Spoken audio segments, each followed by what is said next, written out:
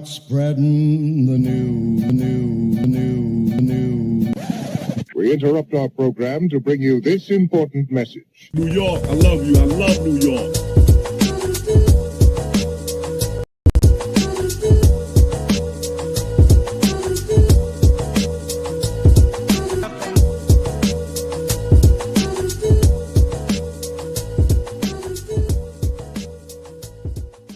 Rose trying to get open, fires away. Bang! It's over! The Bulls win at the buzzer! Iguodala to Curry, back to Iguodala, up for the layup. Oh, blocked by James! LeBron James with the rejection. Puts up the three. Won't go. Rebound Bosh. Back out to Allen. His three-pointer. Bang! What's going on, people? Welcome back to another episode of the Off the Ball podcast with me, your host, Chris LeBron. And guess what day it is? It is NBA Draft Day, night one. Remember, I know there's some people that still forget it's a 2-day draft. So we got round one today. Round two will happen tomorrow. But an exciting time for a lot of teams, a lot of fan bases. This is the moment where you feel like your team can change for the better. There's going to be a lot of action, a lot of moves. We're going to see trades. I mean, we've already seen some trades happen in the last few days, so it is like I said, an exciting time. Draft day. My New York Knicks don't have a first round pick. They only have the 50th pick. They would have had another second round pick, but lost it in the Jalen Brunson tampering stuff, which kind of sucks. As for not just for the Knicks, but as a potential draft pick, to know that there's going to be one less name called. I think that's kind of lame. They should have done something with that. Give it away, to a team who, I don't know, the best record. I don't know. Reward someone with the pick. Like, there should have been a better solution to that. But nonetheless, there's only 59 picks just in this draft. But like I said, exciting time. The Mavs are officially on the clock. Who will they take? Obviously, the consensus is Cooper Flag, and that's most. We don't know. It's the Mavs. They've done some stuff previously. I don't know if you know. They traded a certain player out of the blue. So you never know with the Mavs, but it's probably going to be Cooper Flag, and I would say confidently that Cooper Flag will be the number one pick in the draft. But I posted a lot of my thoughts on the draft. It's on my Substack. You can check it out. It's pinned on top of my X page. You can follow me at Off the Ball Pod.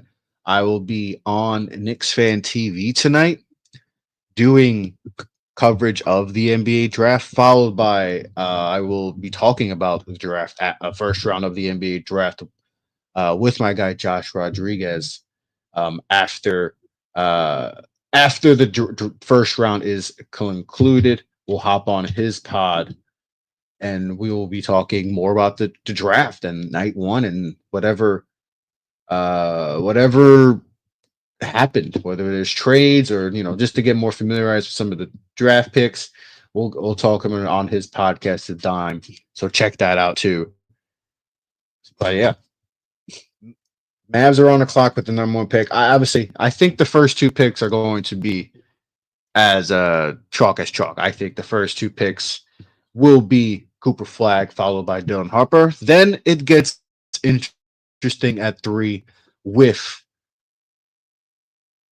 the Philadelphia 76ers, because I think there's a scenario where they trade down.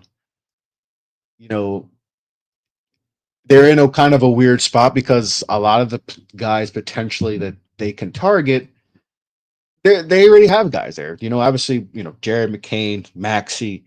Do you need another guard? Like a Trey Johnson or a Jeremiah Fears? Do you need something like that? Do you draft, a Kaman Malawach, at 3 when you already have Joel Embiid, even though, that's not actually a bad idea to have because now you can have someone solid in case, not in case when Joel Embiid, misses time, but do you take a backup, at 3?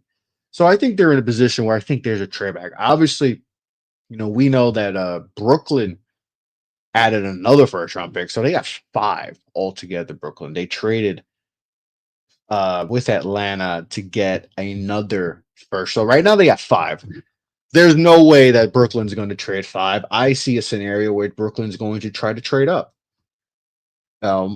To try to potentially move up to 3 and get like an Ace Bailey. I could see Ace or a scenario where they just trade down just to get more better value and just rack up on picks. I could see either scenario happening. Because you can never have enough picks. But it's crazy. Brooklyn has 5 first round picks. Like I said, they're not going to use all 5, but but Brooklyn is also in a spot where they need one of those picks to hit. Like, let's say hypothetically they use all 5. One of them got to hit. That's all you need is one. You just need one to hit. They're obviously, they're a vastly different team than when they were just a few years ago. But 5 cracks at trying to find one guy that can potentially be it. That's why I think there's a scenario where they talk to Philly to move up to 3. It's all depending on Philly. I don't know if Philly is all in on a certain player. I don't think they want to drop too far down for missing out. But I could see a scenario where Brooklyn offers maybe a couple more extra picks to entice Philly to trade to 3 to 8. And so Brooklyn can potentially get Ace Bailey. I think he provides the highest upside, maybe in the whole draft. Like he gives you the highest upside, but he has a potential to be like Josh Jackson, where he's out of the league in 4 years. It's a risk that if you're Sean Marks and company, that you really have to analyze. Analyze. That's always a tough word to say. Analyze and see if it's worth it.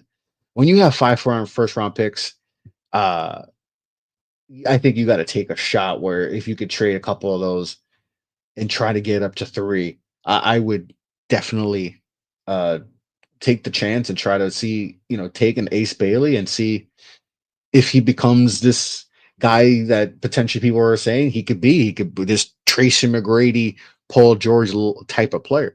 I think it might be worth it. It might be worth it for Brooklyn because you need to find something out of this draft. Something has to hit, or else Sean Marks is out of a job. Let's just keep it a book. If Sean Marks doesn't find at least one like legit guy, he might be out of a job. So I think it's very important, to find that player. Or if it's VJ Edgecombe. I think VJ or Ace have some of the highest ceilings in this draft. But to me, Ace, if he figures it out, and I kind of like what Brooklyn is doing as far as a player development. I think they got a good thing going on there in Brooklyn. But you gotta hit. You gotta hit on one. Scott Talk Sports definitely think have nothing to lose by trying to swing for a home run. Yeah. I agree, man. I think you gotta shoot for the fences, shoot for the stars. I think it's worth it. You have all these pick, like I said, this could be it for Sean Marks. Go big or go home, man. I would definitely be in that type of mode. So if you can do it, I definitely would try to do it. So they're in a position where they can really shake things up in this draft. And I think there's going to be a lot of shaking things up. So interesting potential that could happen with Brooklyn and 3. That's where the draft starts. I don't think anyone's trading up to 2. I think Spurs are locked in. I know ideally the fit isn't perfect with Harper. It's not like a massive need, but Yeah, Harper's going to. Harper's going to. Cooper Flag Harper. Those are the big. At three is where it starts. I think that's where it starts. I'll give you a quick recap of my big board. Uh, Cooper Flag number one. Dylan Harper is the number two prospect. VJ Edgecombe's my three. I've been writing about VJ Edgecombe since he was like a junior at Long Island Lutheran. He's just someone that I've been super intrigued even before he was even thought about.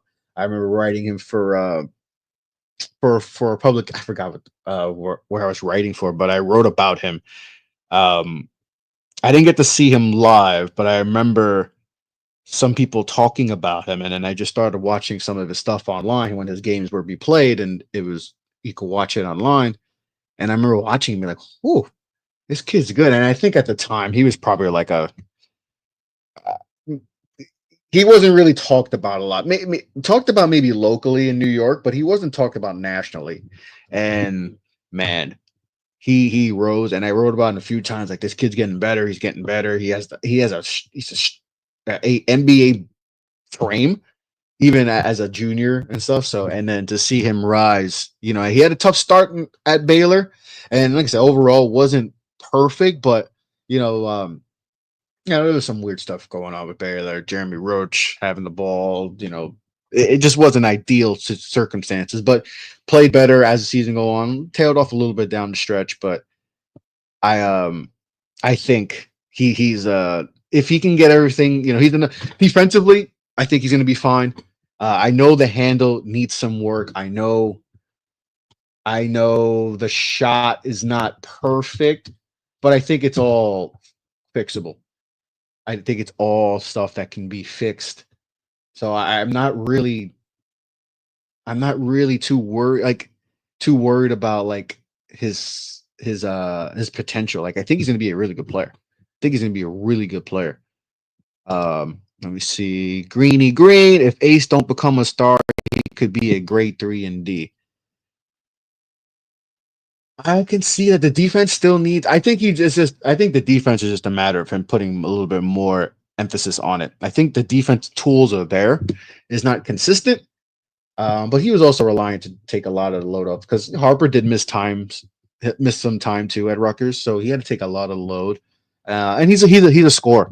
Uh, so but there is potential for some 3D. He has the size, he has the length to be a 3 and D guy, but I know there's a lot of people that are scared that it could be Josh Jackson 2.0 and he's out of the league in a few years. So if he wants to stay in the league, like and be a 10-year pro, the defense needs to be a priority too with him. Obviously you're going to draft him to be an offensive force, but I think you need the defense to at least be solid if he wants to be in the league for a while.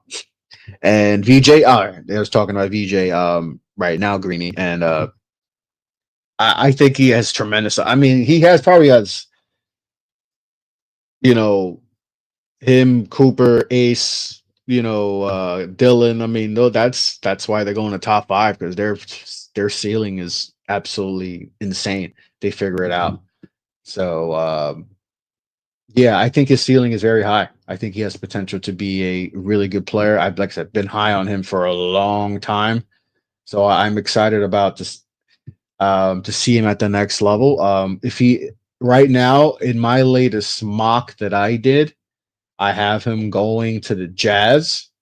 You know, maybe not the most ideal spot, but I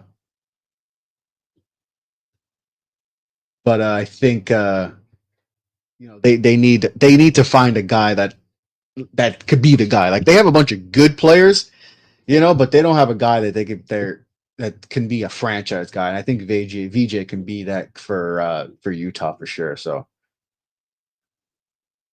just pulling up some trying to pull up some stats from VJ. But yeah, I like VJ a lot. Like I said, been high on him for a couple years now, since 2020, 2023. Beginning of that year, I wrote about him a bunch um, for some publications. So I think he's someone that I'm really excited to see at the next level and think could be a really good pro. I know some people are questionable with him. You know, he has his doubters too, but definitely definitely worthy of being a top 3 to 5 pick, which I think he'll definitely be going tonight. So followed by that, VJ on my big board, I have Trey Johnson at 4. I think Trey Johnson is just an absolute bucket, great handle, can score, can shoot the ball, one of the better shooters in this draft. I love VJ. I mean, I love Trey Johnson. He's an absolute bucket. Followed by Ace at 5. I know, like I said, a lot of Aces. We're hearing a lot of stuff with Ace and a lot of negativity, but I still think he's a top 5 talent. Kasparis Giannakis at 6. I know people question some of it. Can he take all guys off the dribble? But I believe that once he gets a better understanding, just a rumor here by Brett Siegel, NBA, the Jazz made an aggressive push the last couple of days to try to acquire Jaylen Brown, which makes sense with Danny Ainge drafting Jaylen Brown when he was in Boston. So that kind of makes some sense. Like I'm saying, we might see some stuff happen tonight. We might see some stuff happen tonight. And I've been saying, I've said if had Jason Tatum not gotten hurt, I think there's a world where Jaylen Brown is on the table for sure. Like I said, we just saw them trade Drew Holiday and KP. And we've known that they want to, especially with new ownership, they want to cut salary. They just don't want to pay that tax. So it looks like we might have seen the last iteration of the Boston Celtics. You know, who would have thought that once Tatum got hurt that it would be maybe the end, which is kind of crazy. Maybe the end. So yeah, that news just came across. Some more information as we go on. OKC is looking to move up from number 15. So the Oklahoma City Thunder, they have the 15th pick. What other? They have the 24th pick. Yeah, so they have 2 first, and I'm trying to see what else they have. But they have a 44th pick, and obviously some future picks. So, I mean, the defending champs not messing around, trying to add some more talent. Very interested to see who would they be looking at, but they have the ammunition to move up. So they're a team that we can see make a, which I like. That you just won the championship, but you're not just cool with that. You want to continue to make strides to make sure this is a sustained potential dynasty. So I like what Oklahoma City's doing. Maybe like Kaman Malawatch. Kaman Malawatch would be interesting there. You know, maybe that's a target I could see. Maybe get another dynamic score. Would they get another like ball backup? Because remember they have who's the kid they took last year in the first round? I gotta pull this up. The point guard 2024 NBA. He got hurt. He hurt his ACL. Oh man, why am I forgetting? Excuse me. Why am I forgetting his name? I was high on him too, and I'm oh yeah, Nikola Topic. They took him in the top 12. You know, despite the injury. So maybe looking for a dynamic another score because at times it was tough scoring. So maybe like Jeremiah Fears, or maybe they're trying to go all the way up. We'll see. But that's interesting. That's interesting to see that they can. They're trying to make moves. They're trying to make moves. All right, let's continue with my board. As far as Giannakis, then Con Knipple at 7.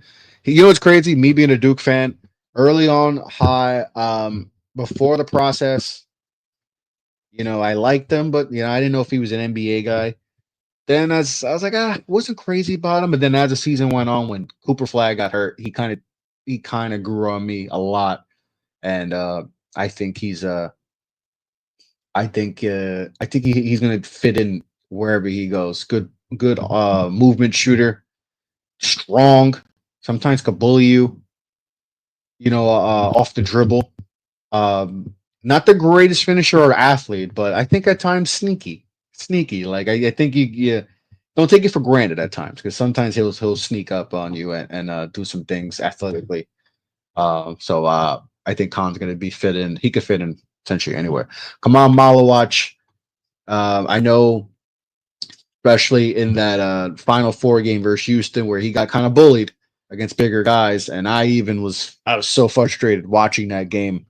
But I still think he's still young. He still has a lot of potential, and I think he's one of the better interior bigs in this class. Derek Queen. I don't.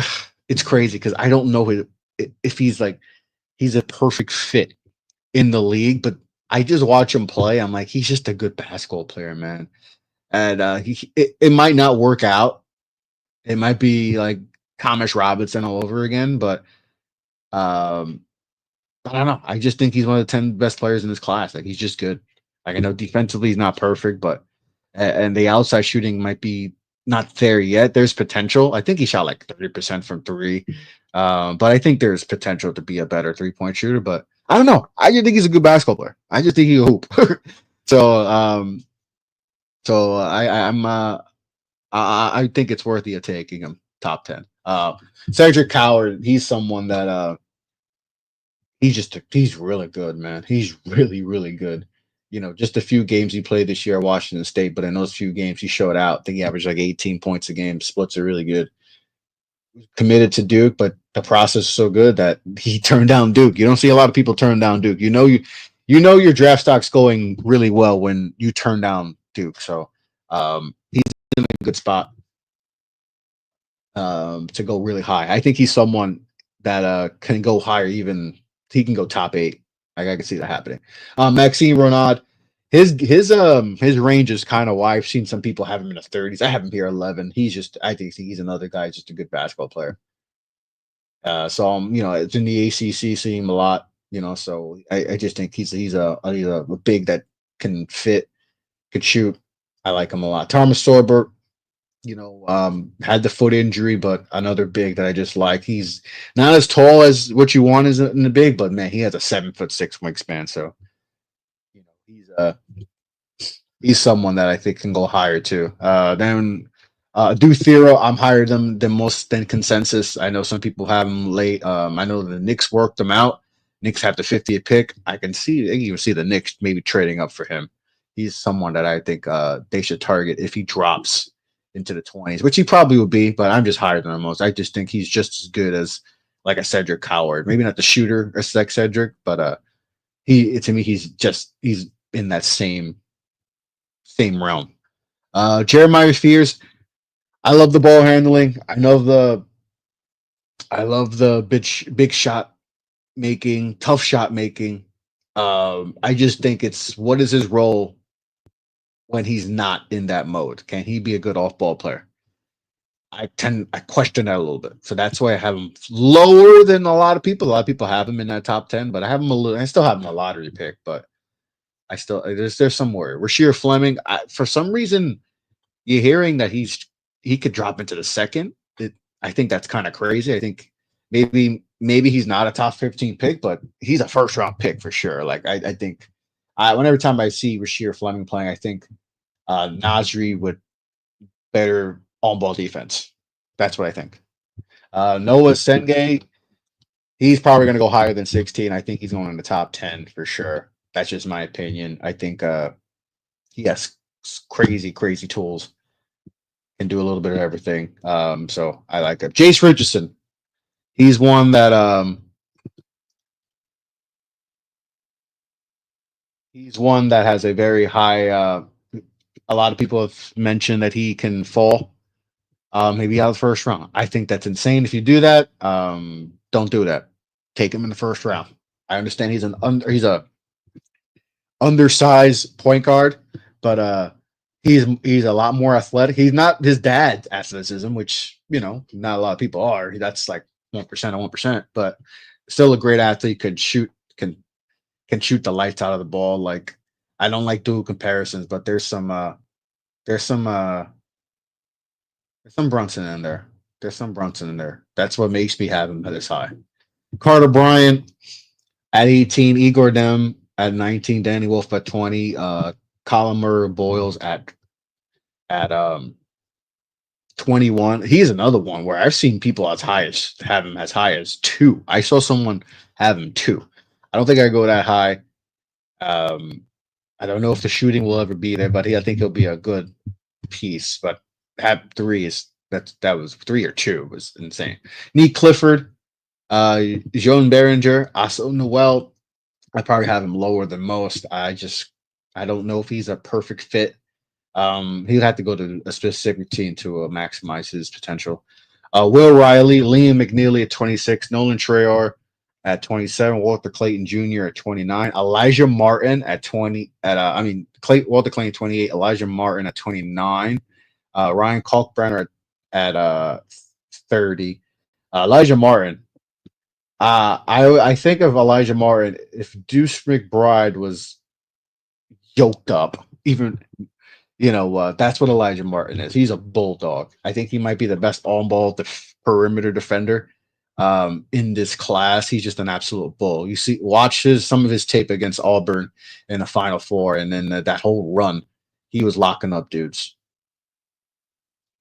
He was locking up to Hot Bedford. When they played Alabama, I think in the what's the ACC tournament? I could be wrong, but there was a game I watched where he put Sears an absolute blender. 31, Yannick Kone Niederhauser, Noah Penda 33, Ryan Nemhard 30, Noah Penda 32, Nemhard 33, Hugo Gonzalez 34, Chaz Lanier, Micah Peavy, Cam Jones, Ben Serif, Jameer Watkins, Kobe Brea. I hope he's there at 50. Hunter Salas, Eric Dixon, Tamar Bates, Drake Powell, RJ Lewis, Kobe Sanders, Amari Williams, Sion Chains, Alex Tui, Bojaleb Markovich at 50, Johnny Broom at 51, Roko Zakarski at 52. He's a monster, man. Arthur Kaluma, I've been on him for like 3 years. I have to keep him in my top 60. Dylan Cardwell out of Auburn, Vlad Golden, Hanson Yang, Kadari Richmond. I think he's going to be a good pro, man. I just think he's going to be a good pro. Tyrese Proctor, Javon Small, and then Dink Pate follows, caps off my top 60. So that's my big board. Just trying to get whatever else we're hearing with this draft, man. It's an exciting time.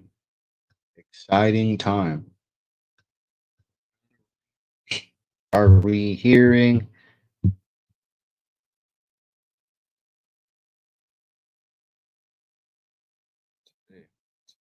Something just posted.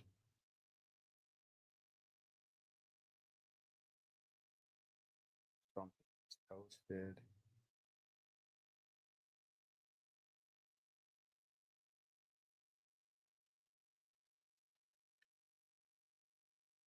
All right.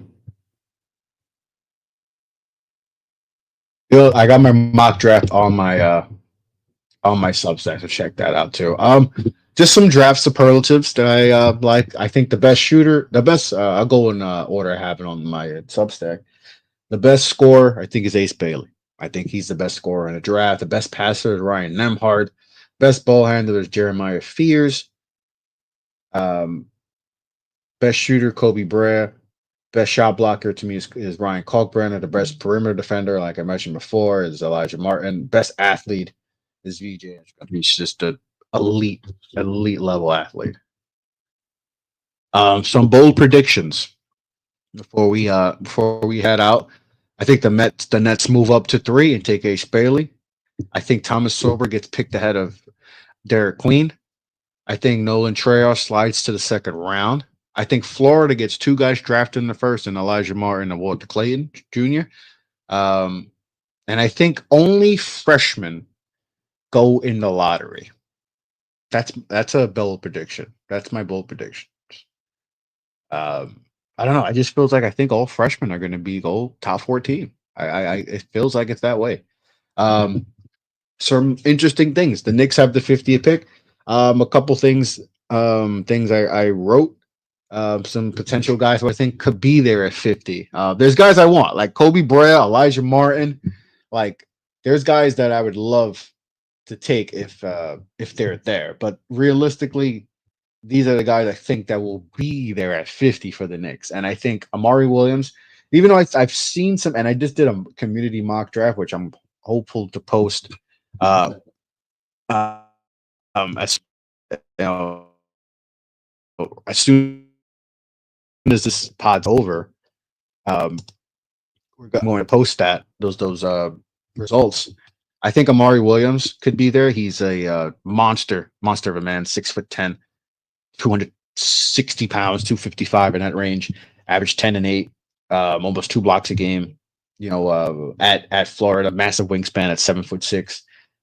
Not going to give you much offensively, but I think he's just a terror around the rim. Another guy, Eric Dixon. He's an older guy, and both these guys, Amari's 23, Dixon's 24. But Knicks are in win now mode, and if they can get anyone that can help them now, even though we don't have a coach yet, but I think these guys can potentially help them if needed with depth. Eric Dixon led the country in points, absolute bucket, can score at all 3 levels, shot 40% from 3, has range. He's just a hooper, man. He's a very good free throw shooter, shooting over 80%, I believe, every year of his collegiate career. On the high volume, too, with this 3-point shooting. I think he took like 6 threes a game, and which is a very high efficiency player.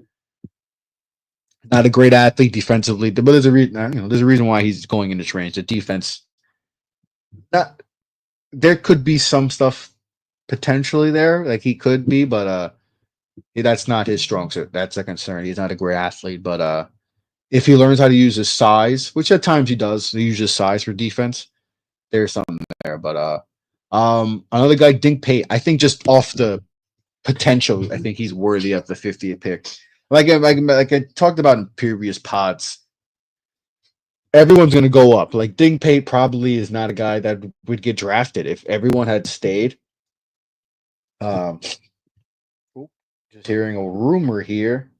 According to Draft Express, Ace Bailey's camp has said they do not want him to be drafted by the Hornets or the Jazz, which kind of intensifies, I think, Brooklyn. Well, I mean, I don't blame him.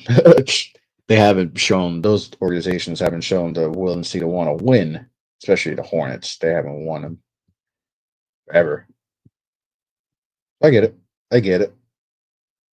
I think I think he's gonna go to Brooklyn. I think it's Brooklyn.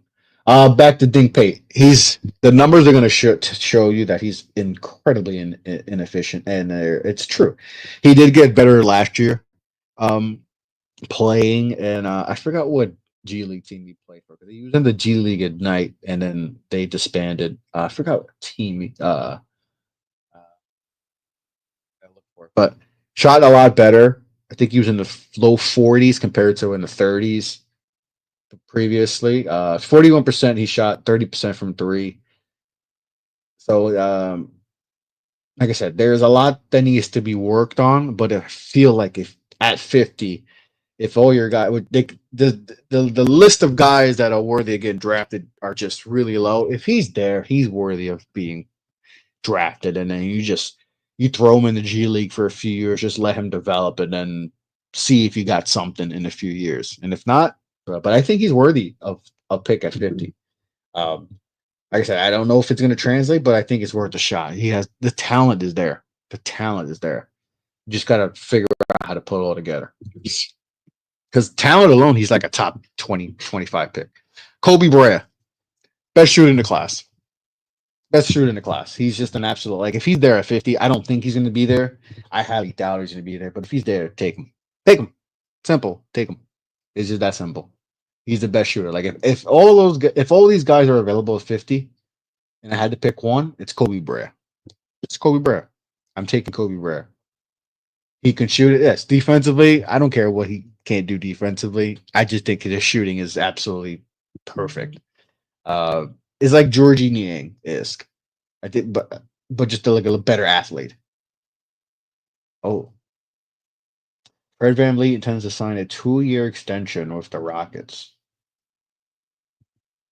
So he will be a Rocket for the next few years. They got Kevin Durant. So that's some big news. But that's all I got right now. Like I said, I'm going to be posting my community mock as soon as these last 2 picks come in.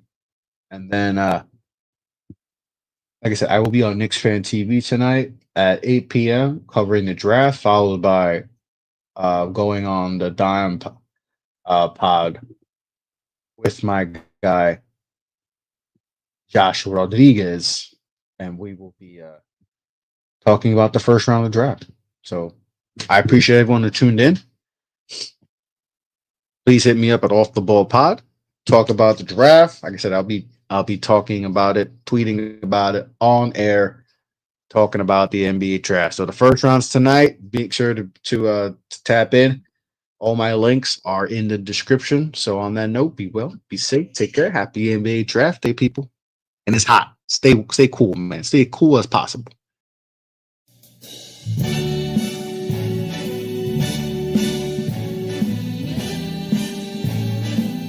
Start spreading the news. We interrupt our program to bring you this important message. New York, I love you. I love New York.